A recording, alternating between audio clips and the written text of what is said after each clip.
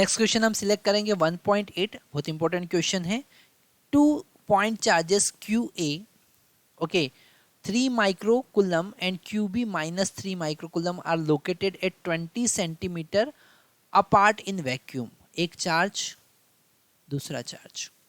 एक चार्ज हमारे पास में है 3 माइक्रोकुलम का, जो कि हमने B माइक्रोकुलम का, क्योंकि हमने B पे रखा हुआ है, और एक चार्ज हमारे पास में +3 माइक्रोकुलम का है, जो कि हमने A पे रख रखा है। ओके, इसके मिड पॉइंट पर इलेक्ट्रिक फील्ड कितना होगा? बहुत इंपॉर्टेंट क्वेश्चन है, ध्यान से समझना है। मिड पॉइंट पर इलेक्ट्रिक फील्ड कितना होगा? ये मिड पॉइंट हमने ले लिया C। इस पर इलेक्ट्रिक फील्ड कितना होगा? दोनों के बीच का डिस्टेंस 20 है, तो यहाँ से डिस्टेंस हो जाएगा 20 सेंटीमीटर, सॉरी 10 सेंटीमीटर हो जाना चाहिए ना, तो 10 सेंटीमीटर, और यहाँ से भी डिस्टेंस कितना हो जाएगा? 10 सेंटीमीटर। ओके, सेंटर पर अगर हमको मिड पॉइंट पर अगर इलेक्ट्रिक फील्ड निकालना है, तो इलेक्ट्रिक फील्ड अगर नेगेटिव चार्ज की बात करेंगे तो नेगेटिव चार्ज की इलेक्ट्रिक फील्ड अट्रैक्टिव होगी, ओके, और पॉजिटिव चार्ज की इलेक्ट्रिक फील्ड भी अट्रैक्टिव रिपल्सिव होगी, पर दोनों का डायरेक्शन सेम होगा। ओके, दोनों का डायरेक्शन सेम होगा, तो जो net electric field C point पर मिलेगी या मिड पॉइंट पर मिलेगी, वो होगी electric field due to positive charge plus electric field due to negative charge. और electric field due to positive charge KQ/R, same as it is negative charge again KQ/R। दोनों का चार्ज का magnitude same है, distance same है, तो यहाँ पर हम दोनों को ऐड कर देंगे। K का वैल्यू होगा 9 × 10⁻⁹, Q का वैल्यू यहाँ पर 30 × 10⁻⁻6 होना चाहिए, और डिस्टेंस होना चाहिए 10 × 10⁻² का होल स्क्वायर। यहाँ पर हमको R स्क्वायर लेना पड़ेगा। Okay, same as it is negative charge का इलेक्ट्रिक फील्ड भी इतना ही होगा, 9 × 10⁻⁹, 30 × 10⁻⁶ डिवाइडेड बाय 10 × 10⁻² का होल स्क्वायर। तो इसको 2 टाइम्स हम लिख सकते हैं।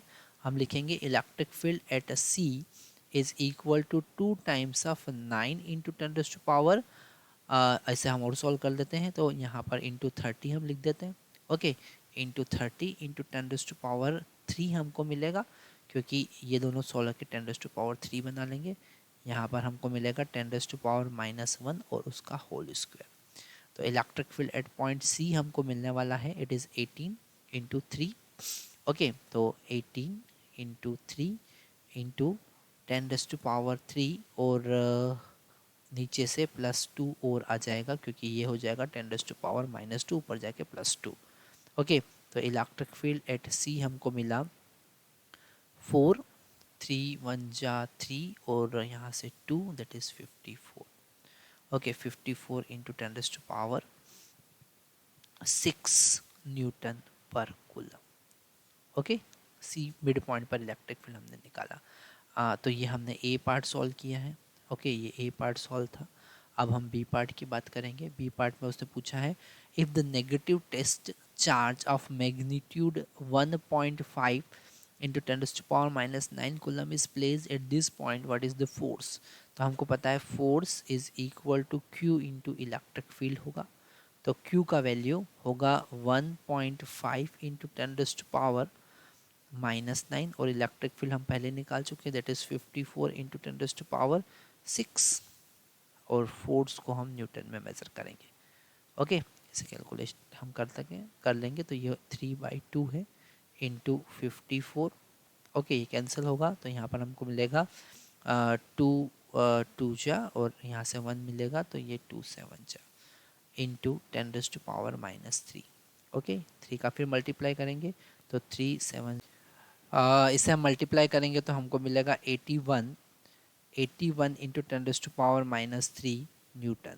ओके, अगर हम डायरेक्शन की बात करेंगे तो हमने यहाँ पर नेगेटिव चार्ज रख रखा हुआ है ना, यहाँ पर -Q चार्ज रखा हुआ है। सबसे पहले इलेक्ट्रिक फील्ड की बात करेंगे, तो यहाँ पर इलेक्ट्रिक फील्ड दोनों ऐड होने के बाद जो नेट इलेक्ट्रिक फील्ड मिल रहा है, इलेक्ट्रिक फील्ड का डायरेक्शन जो होगा वो A से B की तरफ हमको दिख रहा है।